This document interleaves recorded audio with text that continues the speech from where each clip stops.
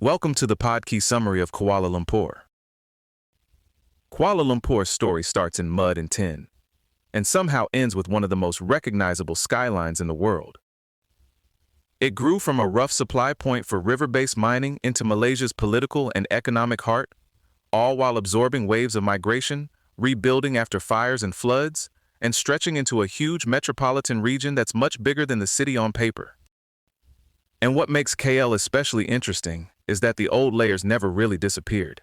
They're still there, sitting beside the rail lines, towers, temples, malls, and traffic. Kuala Lumpur began around 1857 at the meeting point of the Klang and Gombak rivers, basically because that was as far upstream as boats could easily go. That made it useful right away. Supplies for the tin mines could come in, and tin could head back out. So a trading and collection point started to take shape. Even the origin story has a little mess to it, which feels very on brand for a city whose name is usually explained as Muddy Confluence. The official version credits the Malay chief Raja Abdullah with sending Chinese miners into the area, but historians also point to earlier Temuan, Sumatran, Malay, and Chinese settlements, along with figures like Sultan Puasa and Raja Asal. So KL wasn't exactly born in one clean ceremonial moment. It emerged from trade, migration, and overlapping communities, which honestly tells you a lot about the city even now. Early Kuala Lumpur was not some smooth success story. It was hit hard by conflict and disaster. During the Selangor Civil War, the town was captured and burned in 1872. Then came a major fire in 1881. And severe flooding soon after. For a young settlement built around mining, that's a brutal run. A lot of the rebuilding is tied to Kapitan Yapaloy and British resident Frank Swetnam. They pushed changes that sound basic now, but were city-shaping at the time. Brick and tile building rules, wider roads, better sanitation, and a sanitary board to manage public health. Then, the railway to Klang opened in 1886, which mattered enormously. Once rail joined the river economy, Kuala Lumpur stopped looking like a fragile frontier town and started becoming a durable urban center. Its political role kept expanding too. Kuala Lumpur became Selangor's capital in 1880, then the capital of the Federated Malay States in 1896. It was declared a city in 1972. And then in 1974, it became a federal territory, which meant it was no longer governed as part of Selangor, but directly by the national government. Later, in 1999, the executive and judicial branches shifted to Putrajaya, the purpose-built administrative capital. But KL didn't stop being central. It kept Parliament, the monarch's official residence, and a huge share of the country's political, diplomatic, financial, and institutional life. So even with Putrajaya on the map, Kuala Lumpur still feels like the national nerve center. The growth numbers are kind of wild. Around 1890, Kuala Lumpur had about 20,000 people. By 2024, the federal territory had more than 2 million. And if you zoom out to Greater Kuala Lumpur, you're looking at roughly 8.8 million people across the wider Klang Valley. The city proper is only 243 square kilometers, so the density inside Kuala Lumpur itself is intense, around 8,540 people per square kilometer. What complicates things is that Greater Kuala Lumpur isn't one single administrative unit. It's a linked urban region that includes places like Petaling Jaya, Shah Alam, Klang, Putrajaya, and others. That makes the metro area economically powerful, but it also makes planning, transport, and governance harder. Everybody's connected, but not always under the same roof. KL has always been shaped by migration. Early on, Chinese miners and traders were especially prominent, but Malays, Indian communities, and migrants from Sumatra, Java, and elsewhere in the Malay archipelago all became part of the city's fabric.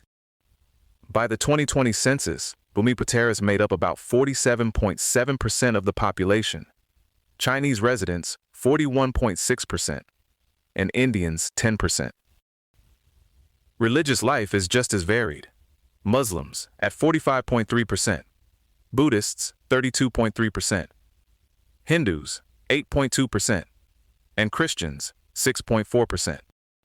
Malay is the principal language, but you also hear English, Cantonese, Mandarin, Tamil, and plenty of regional and migrant languages. That mixture shows up everywhere in food, festivals, neighborhoods, worship, business, and just the sound of everyday life.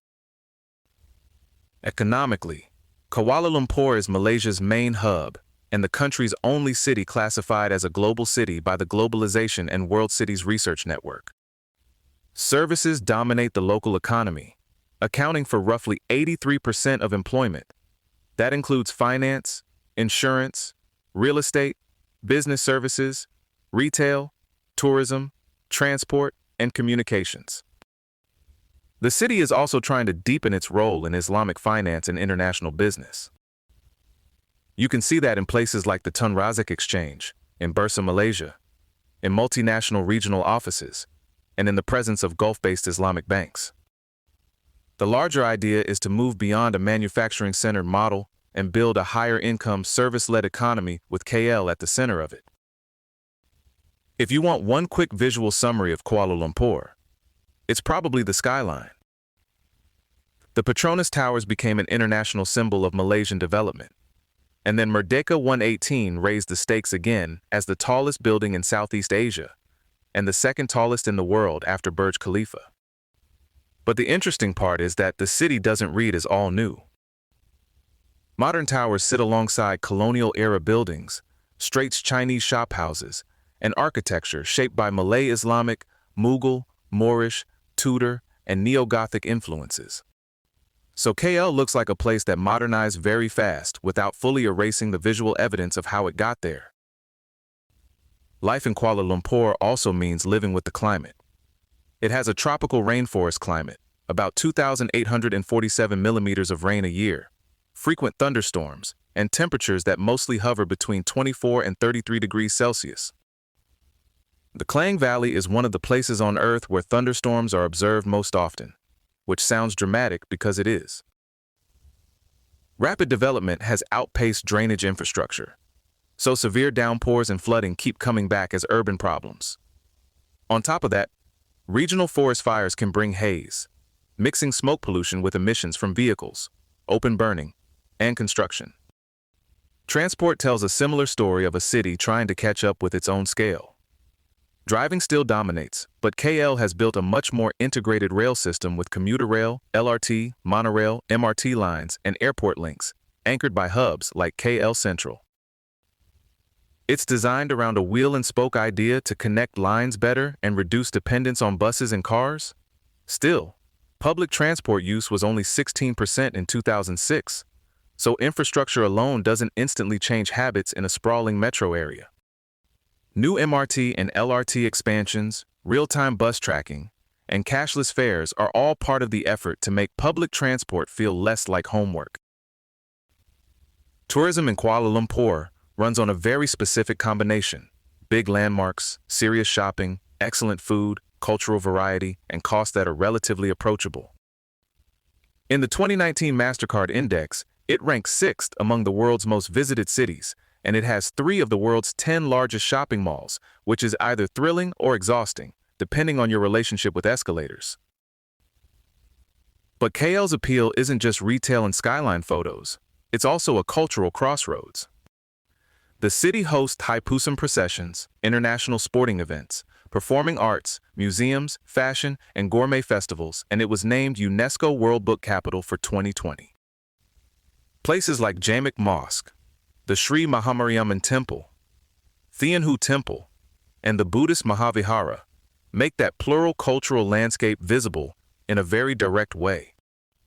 Kuala Lumpur works because it's both a national capital and a meeting place, a city that keeps expanding while still carrying the traces of all the communities that built it.